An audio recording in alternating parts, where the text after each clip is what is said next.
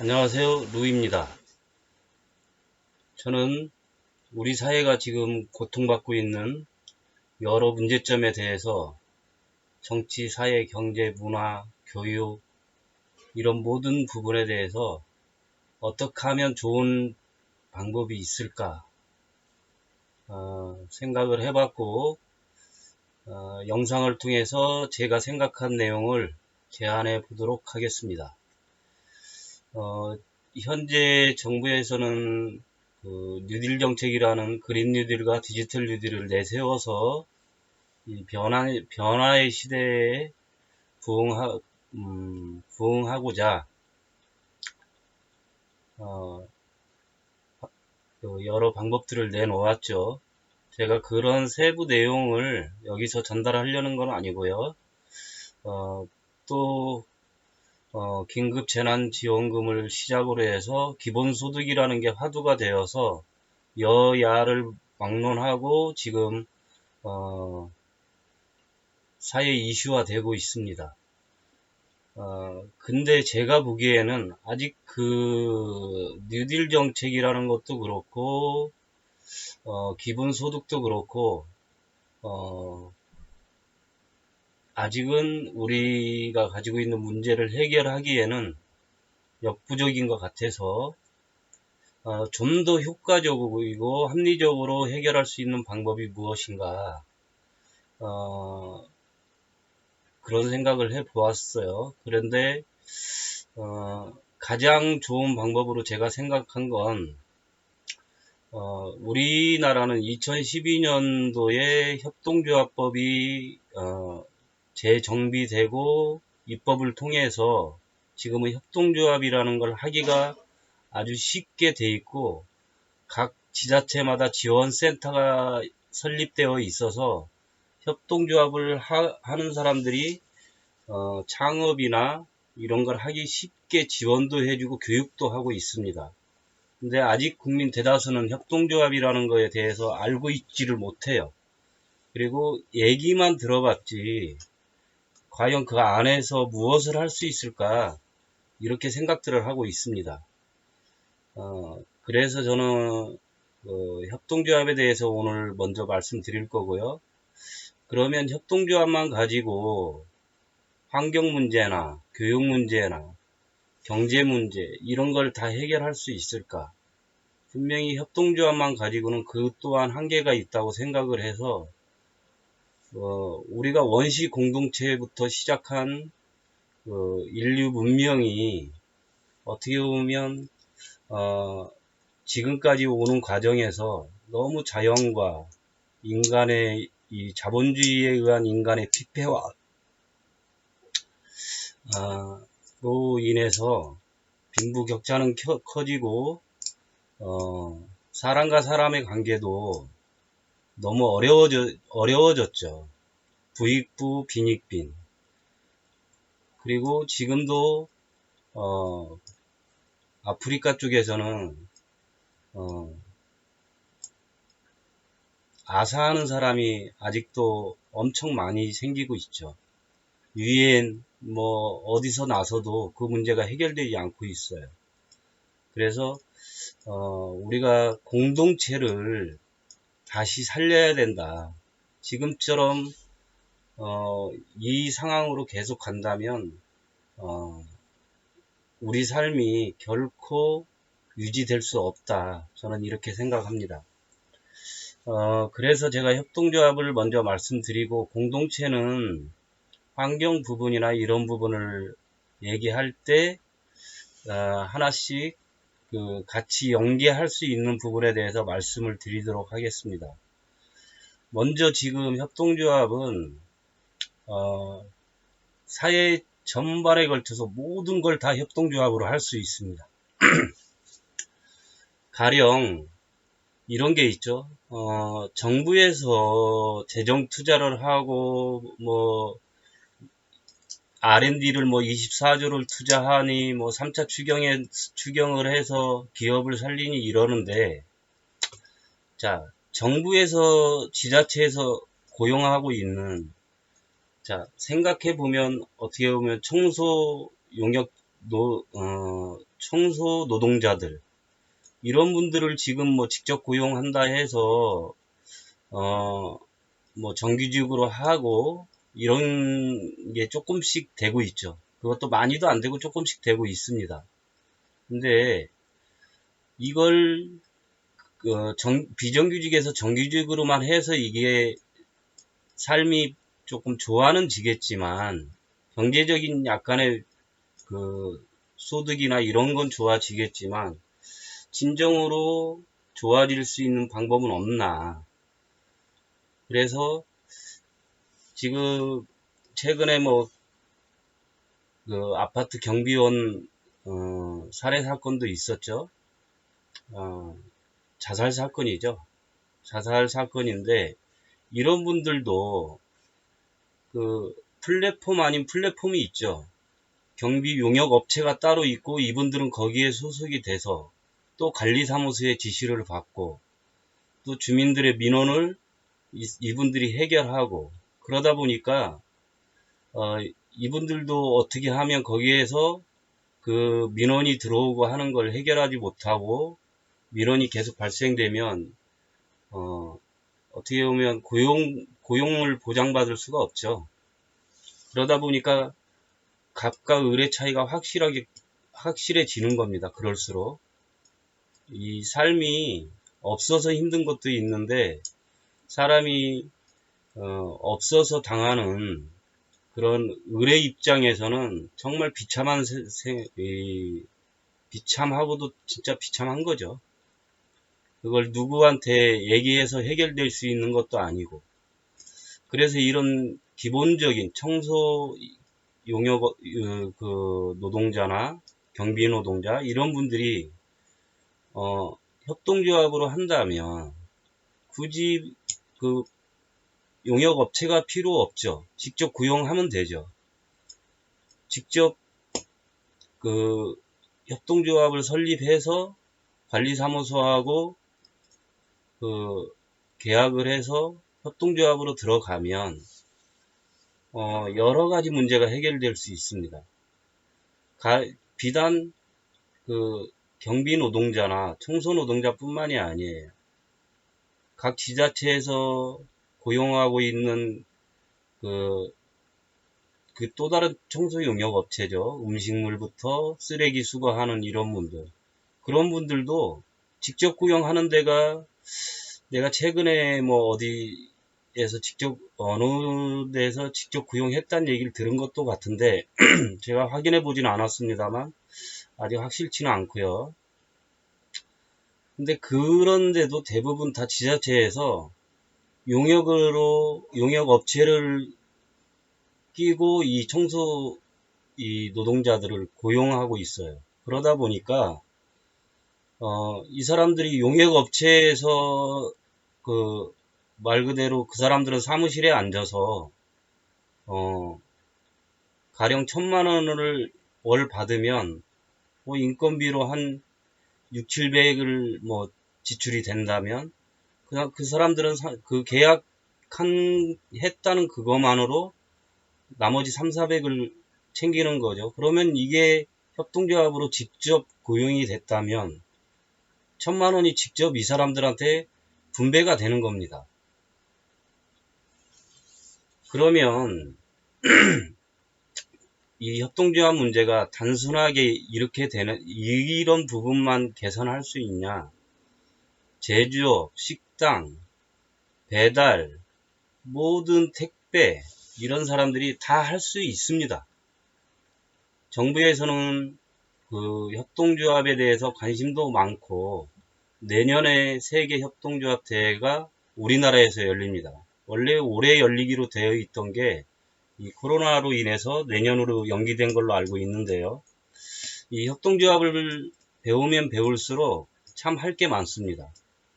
자, 우리가 지금 남북관계가 약간 꾸여 있지만 언젠가는 남북관계가 개선돼서 분명히 우리가 기간산업이나 이런 부분, 철도, 도로 이런 부분을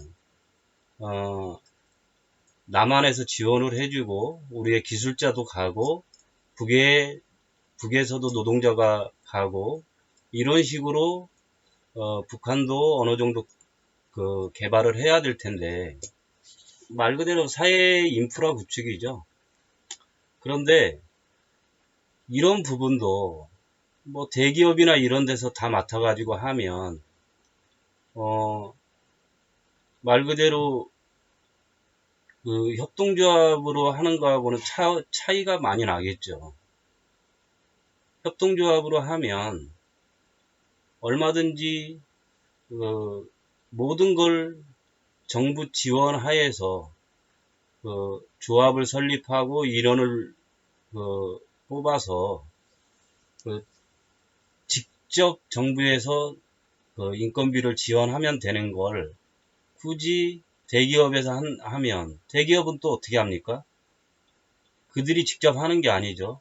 또 하청을 주죠. 그럼 노동자는 또 그 하청 밑으로 들어가서 어떻게 보면 몇 단계를 거치는 경우도 있어요. 지금 뭐 우리나라 그 하청, 뭐 밴드 이런 데에서 뭐 갑을병정 뭐 그 밑으로까지 간다는 얘기도 있고, 특히 농산물 유통 같은 경우도 이런 여러 유통 관계를 거치면서 이 직접 거래 방식이 아닌 그 유통업자들 간의 거래 방식으로 인해서 가격이 비싸지고 수고한 농민들하고 그걸 사먹는 소비자는 고스란히 손해를 보게 돼 있죠. 이런 사회 전반에 거쳐서 뭐 대북 사업도 그렇고 정부에서 우리 그 어느 나라나 마찬가지지만 정부 발주하는 그 공사나 이런 게 가장 큽니다. 기업에서 아파트 짓고 이런 게 큰 게 아니고 정부에서 토목공사를 한다. 뭐 정부는 주로 정부나 지자체가 하는 게 이런 건설이나 건축공사나 이런 것도 있지만 이런 토목공사 이런 게 가장 많죠. 그러면 그걸 뭐 턴키 방식이나 뭐 이런 방식을 통해서 업체한테 줍니다. 업체한테 공사를 주면 말 그대로 또 하청이 거기에도 또 개입되게 되어 있죠. 그런데 이런 부분을 건설에도 여러 분야가 있기 때문에 각 분야별로 협동조합을 이루어서 이 사람들이 하게 되면 말 그대로 일석이조가 되는 겁니다. 어떻게 보면 일석삼조도 되겠죠.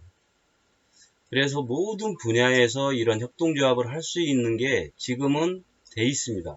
다만 이런 입법이나 이런 부분에 있어서 좀 미진한 부분도 있고 그렇기 때문에 제도를 조금 보완해야 될 텐데, 지금 뭐 말 그대로 아까 뉴딜 정책이나 뭐 기본소득이나 이런 그 여러 이 서민들이나 국가 경제 정책이나 이런 부분으로 뭔가 해결을 하려고는 하는데 협동조합 얘기가 나오질 않아요. 나는 언젠가는 이 얘기가 나올 텐데 왜 안 나오나 하는데 아직도 안 나오고 있습니다. 혹시 이 영상을 보시는 분들 중에도 협동조합이나 이런 공동체, 뭐 마을 공동체나 이런 것도 활성화는 아니어도 일부 지역에서는 하고 있죠. 마프에 뭐 성미산 공동체나 이런 게 있는데 제가 얘기하는 공동체는 그게 아닙니다. 그 이상의 공동체를 해야 된다고 생각합니다. 이건 환경 부분만 생각을 해도 이미 우리는 지금 엄청난 위협을 느끼고 있는 겁니다. 이 문제를 해결하지 않고 지금 올해는 코로나 때문에 뭐 미세먼지가 덜하다고 하는데 전염병도 그렇고 아니 안전에 대한 부분이나 모든 부분에 있어서 지금 같은 우리의 삶으로는 이 위기를 극복할 수가 없습니다. 뭐 태양광, 뭐 에너지, 뭐 모든 부분이 있는데 지금의 속도로는 도저히 우리가 경쟁에서도 앞설 수 없고 또 그 문제를 쉽게 해결할 수가 없습니다. 그래서 모든 모든 부분이 다 연결되어 있죠. 문화, 사회, 경제, 교육 이런 부분을 협동과 공동체를 살리는 거에서부터 다시 시작해야 됩니다. 그리고 특히 중요한 게 환경이죠. 환경 부분이야말로 온 인류가 지금 겪고 있는 가장 큰 문제입니다. 이 환경 문제를 해결하지 않고는 절대 안전하게 살 수 없습니다. 이 전염병 코로나 이 부분이 문제가 아니고 지금도 기저질환이 있는 연세 많으신 할아버지 할머니 분들부터 영유아 이런 그 취약계층이라고 해야 되겠죠. 이런 분들은 말 그대로 미세먼지가 농도가 심해지면 이 호흡기 질환 때문에도 사망하는 사례가 엄청 늘어나고 있어요. 이런 부분을 협동과 공동체를 복원하고 이걸 활성화하지 않으면 해결할 수 없다. 저는 이렇게 생각을 해서 어떻게 하면 이 협동과 공동체를 우리 삶으로 이렇게 끌어들여서 우리가 어떻게 또 행동을 해야 되나 이런 생각을 해봅니다. 지금 생협이나 한살림 이런 공동체, 공동체가 아니고 협동조합이죠. 그리고 공동체는 우리나라에서는 거의 종교단체 위주로 공동체가 돼 있죠, 대부분. 그런데 그런 공동체도 물론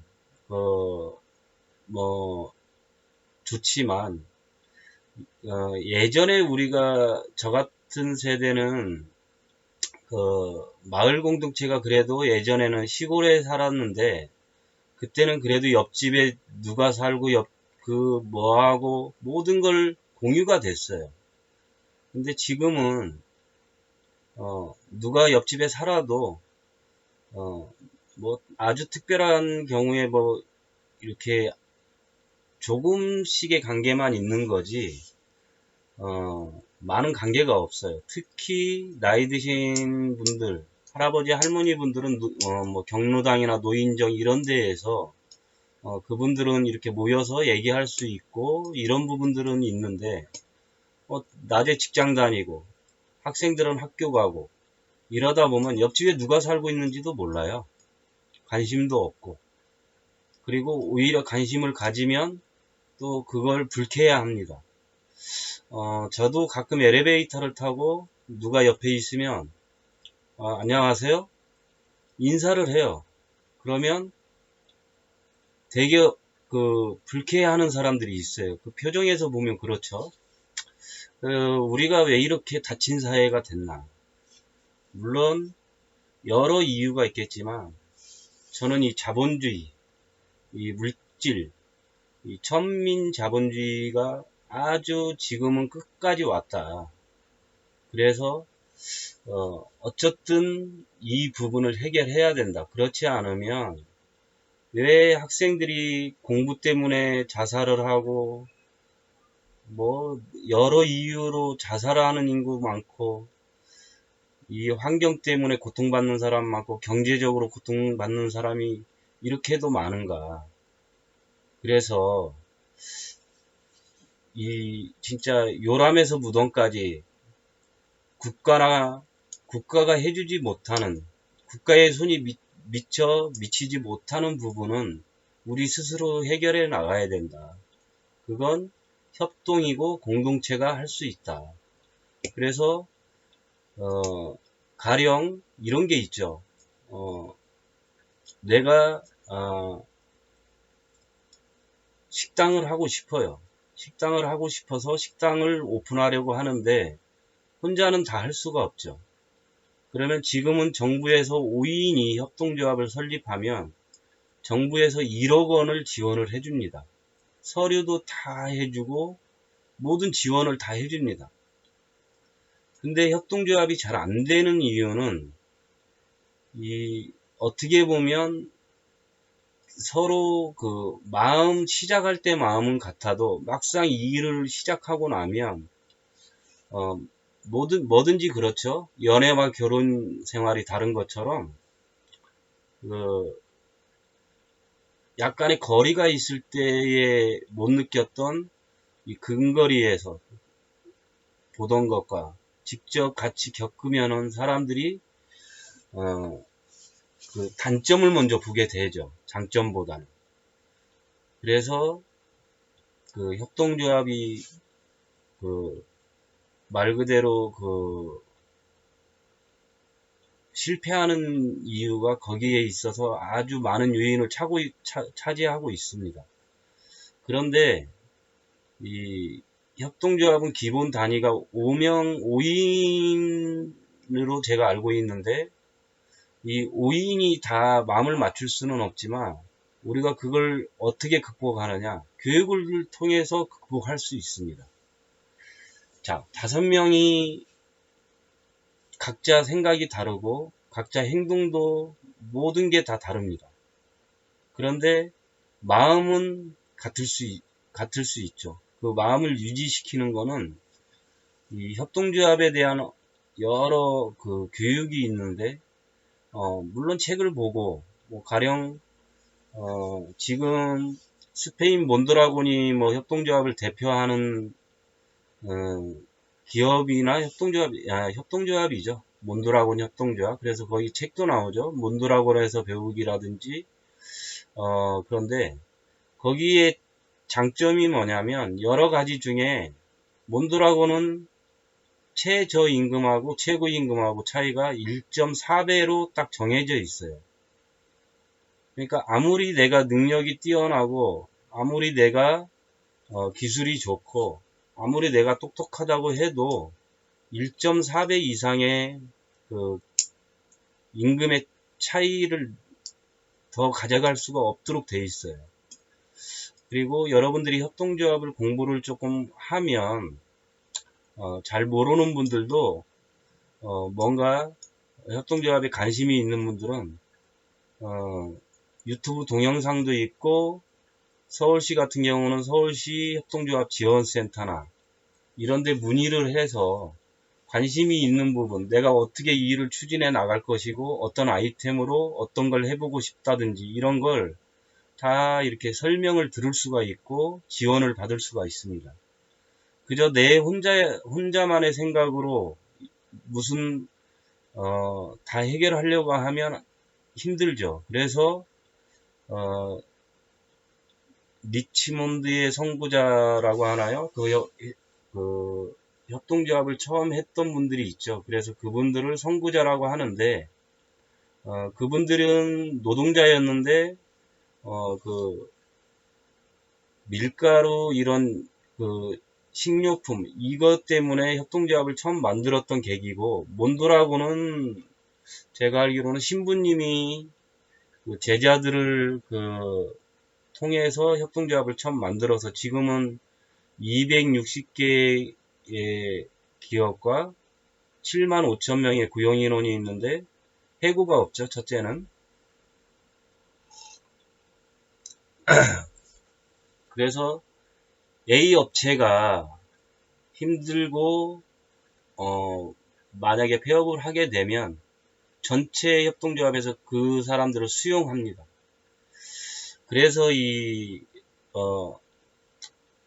대부분 지금 우리 그 나라에서도 대두되는 게 교육혁명인데 혁명적 교육을 어떻게 해나갈까 이 부분도 협동조합으로 해결할 수 있습니다.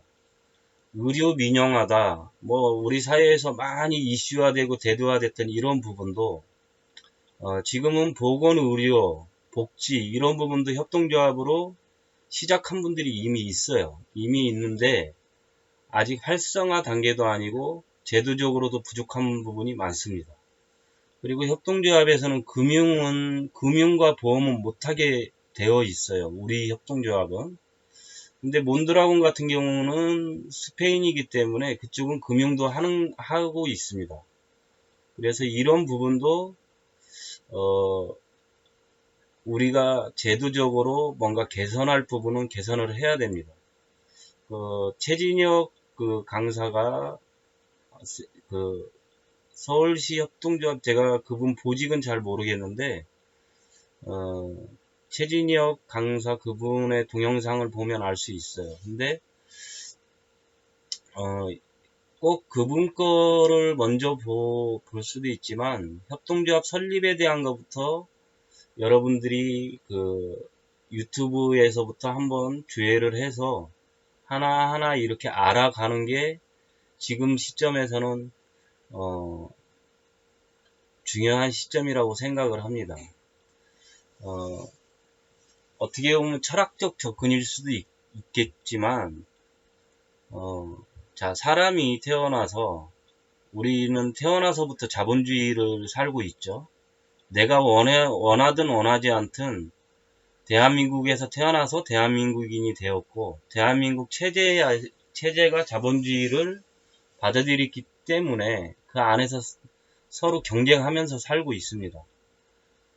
그러면 누구나 그 경쟁에서 이겨서 더 좋은 자리를 가고 싶어 하고 어떻게 보면 인간의 본능이죠. 의식주를 조금 개선하는 것. 돈이라는 건 결국은 라이프 스타일을 바꾸는 게 돈의 역할이죠. 그러다 보니까 우리는 너무 많은 걸 가지려 하고 실제로도 너무 많은 걸 가지고 있어요. 근데 앞으로의 사회에서는 이 변화의 시대죠. 말 그대로 뉴딜인데 어떻게 가야 되냐? 가면 갈수록 이제는 축소 사회로 가야 된다. 그러면 이걸 개개인한테 맡겨서 그게 해결될 수 있나? 인간이 편리해지기 위해서 엄청난 기계 문명이나 이런 게 발전해 왔고 지금은 너무나도 편하게 살고 있어요. 근데 삶이 행복하지 않은 건 뭔가 발전은 했는데 발전한 만큼의 내 정신건강이나 육체나 모든 게 거기에 보조가 맞춰져 있는 사람들은 일부분의 한정한 사람들이 그것을 누리고 있고 대부분의 사람들은 그걸 누리고 있지 못하죠. 가령 이렇게 생각해 봅시다. 경기도에 살면서 서울에 출퇴근을 해요. 한 달에 월 수입은 1,000만원 이상 번다고 합시다. 그렇다 한들 상대적 개념으로 그 사람이 남보다 돈을 더 벌고 경기도에 살아도 더 좋은 아파트나 좋은 집에서 살 수는 있고 좋은 차도 가지고 있을 수 있겠죠. 근데 이 사람이 하루 출퇴근 시간에 2시간을 쓴다 이거예요. 그러면 이게 진짜 행복한 삶일까? 그리고 그렇게 더 가지려고 하고 내 자녀한테도 더 좋은 삶을 그렇게 해서 물려주는 게 과연 그게 올바른 삶인가? 우리는 지금 철학이 부재해요. 뭔가 인문학적이고 철학적 생각을 하고 이렇게 무한 질주처럼 편리성과 이 물질 만능에 이 천하디천한 자본에 이렇게 휘둘려서 이렇게 계속 살아가야 되나? 이건 아니라고 보는 겁니다. 그래서 이걸 어떻게 보면 저는 자본론에 그런 얘기가 나와요. 자본론에는 이 자본가들을 최후의 목적이 그거겠죠.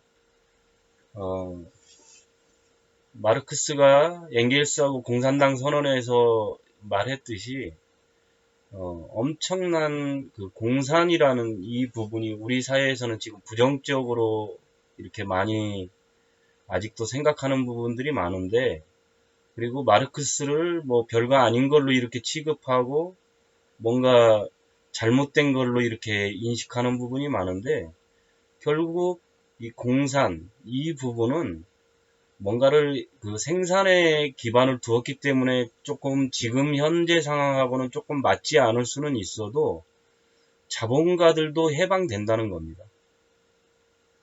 그래서 같이 누릴 수 있는 그런 철학적 사고가 그 자본론에 있는 거예요. 그래서 어떻게 보면 협동조합이나 이런 부분을 통해서, 그리고 우리가 공동체를 다시 어떻게 만들고 어떻게 이 지구의 이 환경위기와 앞으로의 삶을 어떻게 더 안전하고 내 주변과 같이 행복해질 수 있느냐. 그래, 행복까지는 아니어도 최소한의 불편함은 없고 조금 정의로운 사회에서 살 수 있느냐. 이런 겁니다. 제가 왜 협동조합을 강조하고 이렇게 말씀을 드리냐면, 지금 어떻게 보면 자본의 입장에서는 한번 가진 기득권을 놓지 않으려고 하죠.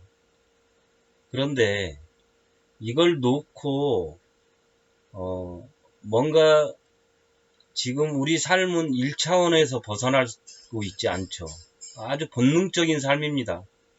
우리가 세계에서 가장 교육 수준이 높다고 하는 나라인데도 불구하고 서울 시내를 보십시오.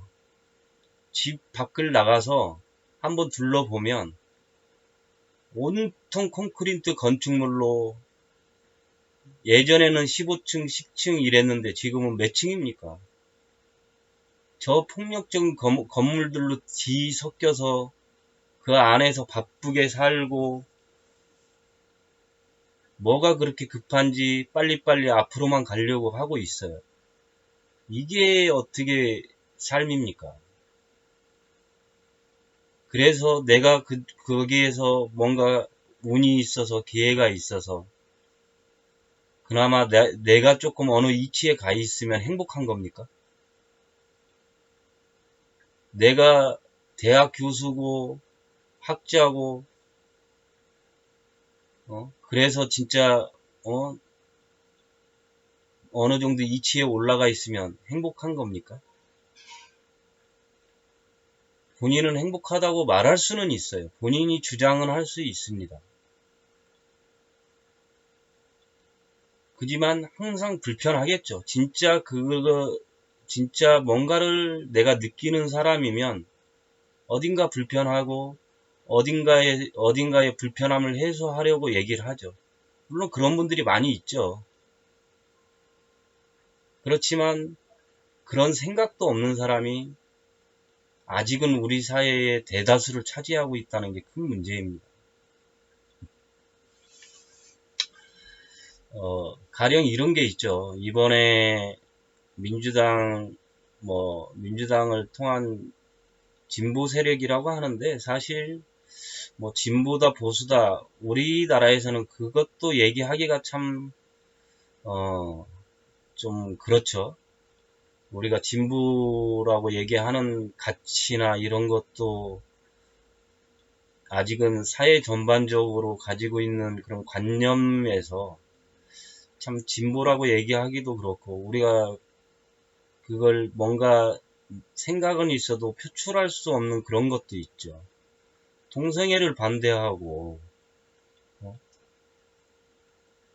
진짜 극우가 이렇게 설쳐대는 이런 인간 기본권을 무시하는 사람들이, 그것도 다른 것도 아니고 종교인이고 이렇다면 이 사회는 정말 문제가 있는 겁니다.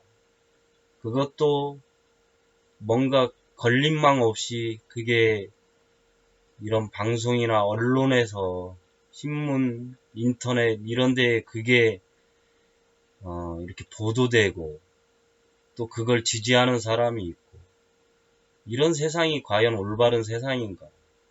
내가 내 삶을 소중하고 내 가족이 소중하다면 내 가족만큼 사람 누구에게도 다 그런 가치가 있기 때문에 다 존중해야 되고, 사람이 사람을 존중하지 않는 사회가 어떻게 이게 동물보다 나을 수 있는 사회입니까? 이제는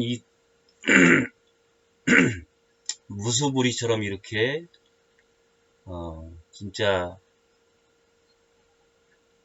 진짜 브레이크 없는 전차처럼 이렇게 앞으로만 이렇게 갈 수는 없죠. 물론 뭐 그 얘기는 반복하지 않겠습니다. 이제는 너무나도 지금은 사회적으로 그런 문제는 이미 제도화 돼 있고 어쩔 수 없이 우리는 선택을 지금 해야 되는 상황이기 때문에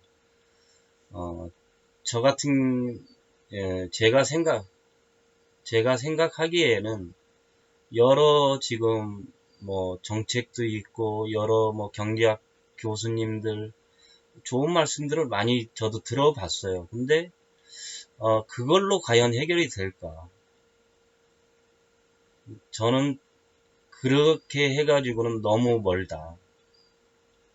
지금 현재 최저임금이 8,590원이고 지금 최저임금위원회에서 내년도 최저임금이 지금 조정되고 있는 걸로 알고 있는데 그래 최저임금이 10,000원이 되면 서민들이 다 괜찮아집니까?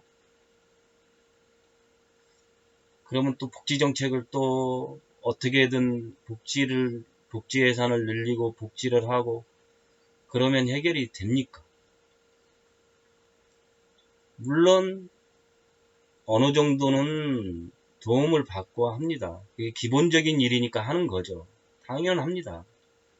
근데 왜 이 좋은 협동조합이 있는데 왜 경제학 교수들이나 이런 분들이 거기에 관심을 두지 않는지 몰라서 그러는 건지 글쎄 저는 정부에도 협동조합 청와대에도 아마 협동조합에 관여하는 분들이 있고 서울시 뭐 각 지방자치단체 다 협동조합 지원센터도 있고 저도 성남시에서 협동조합에 대해서 저도 강의를 들었고 그런 게 있는데 왜 지자체 단체장들이나 국회의원이나 경제학자나 청와대나 이런 데에서 왜 뉴딜 정책이 있는데 왜 협동조합을 거기에 넣지 않았나? 왜 공동체를 살리는 방안은 거기에 넣지 않았나? 제가 공동체 얘기는 어떻게 보면 바로 협동조합은 그나마도 바로 실현할 수 있는데 공동체는 조금 시간이 걸리는 얘기라 제가 공동체 얘기는 환경 부분이나 이런 부분 을 얘기할 때 더 첨가적으로 말씀을 드리도록 할 텐데요. 이런 겁니다. 저 같은 경우도 뭐 경제 부분, 교육 부분 지금 뭐 어떻게 보면 교육도 그렇죠. 우리 사회가 가장 지금 경제나 환경이나 이 교육 세 가지 부분을 가장 시급한 일이죠. 이 세 가지를 해결하지 않으면 정말 우리 사회는 이 갈등이 끊이질 않는 겁니다. 이 세 가지, 특히 이 세 가지 부분 때문에. 그래서 이 세 가지 부분을 해결할 수 있는 그 방법으로 진짜 공동체 이것도 반드시 우리가 복원을 해야 됩니다. 그것도 더 촘촘하게. 정말 우리가 이제는 어떻게 보면 앞만 보고 성장만을 위해서 살았다면 이제는 한 번쯤 제자리에 서서 지금 제자리에 서 있다고 보면 되는 거 아닙니까? 지금 시간이. 그러면 앞으로의 삶을 어떻게 진짜 살아야 될지 다 같이 지혜를 모으고 남을 좀 더 이런 어려운 시기일수록 남을 또 봐야 됩니다. 남이 나고 내가 남이고 이렇게 되는 거죠. 나 혼자로서 존재할 수 없는 게 인간 아닙니까? 혼자로 존재할 수 없는데 사람이 사람을 무시하고 사람이 사람을 차별하고 이런 사회는 정말 사람 사는 사회가 아닙니다. 그리고 이제는 생태, 특히 생태가 여러 생태가 있겠지만 생태 환경, 뭐 이런 기업의 생태, 뭐 협동조합의 생태, 뭐 어떤 것도 생태가 관련이, 생태로 표현할 수 있죠. 근데 특히 이 생태 환경 부분, 이 부분 개선 없이는 살아도 결코 좋은 삶이라고 할 수 없습니다. 제가 제일 아쉬웠던 부분이 천수만 매립한 겁니다. 지금이라도 저 같은 경우는 어떻게 보면 지금 뭐 4대강 사업으로 녹조라떼 돼 있는 저 강도를 해체하는 것도 중요하지만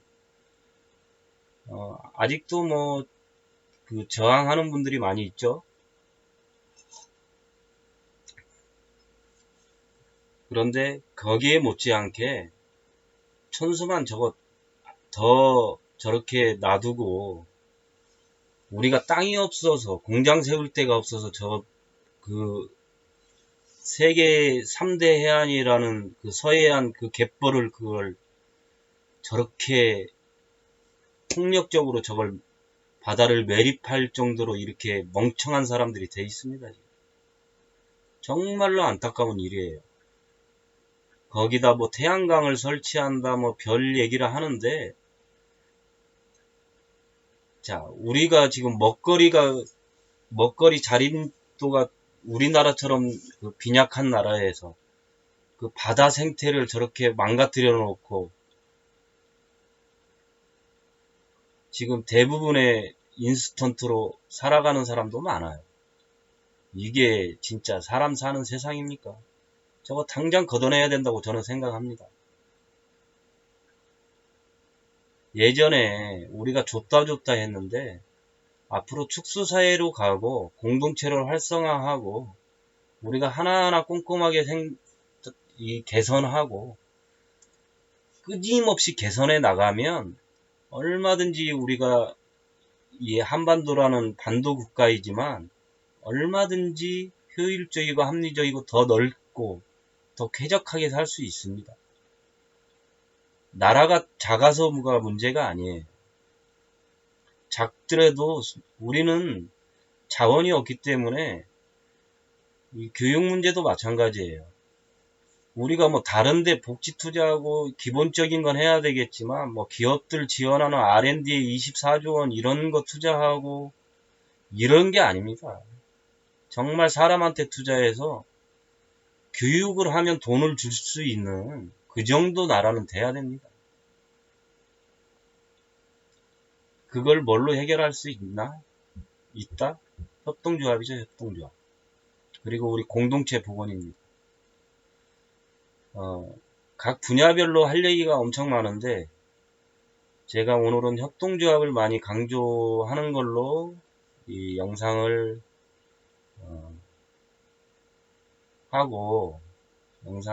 촬영하고 어떻게 보면 저도 1인 미디어겠죠.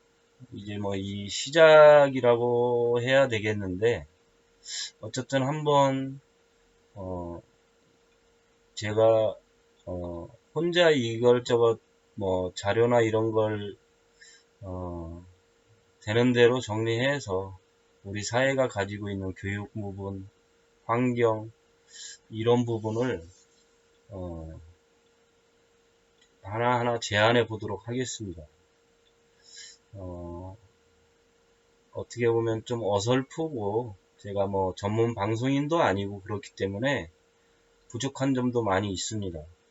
그렇지만 어떻게 보면 저는 진심을 가지고 어떻게 보면 우리 삶을 어떻게 하면 조금 더 개선하는데 조금의 도움이라도 된다면 하는 바람으로 이렇게 여러분하고 이렇게 뵙도록 하겠습니다. 제가 오늘 뭐 여러 가지 뭐 준비는 했는데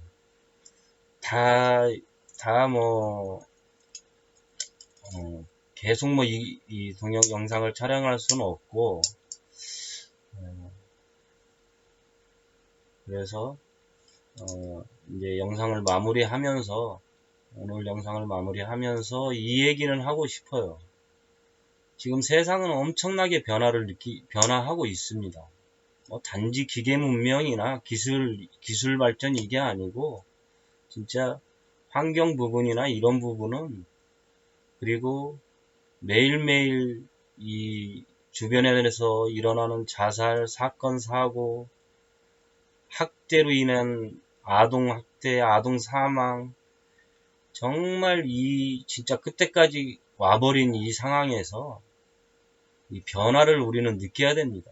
변화가 어떻게 지금 오고 있고, 어떻게 변화해야 되는지, 그저 어떻게 되겠지, 이렇게 막역하게 생각하고 있으면 그 일이 내 일이 됩니다.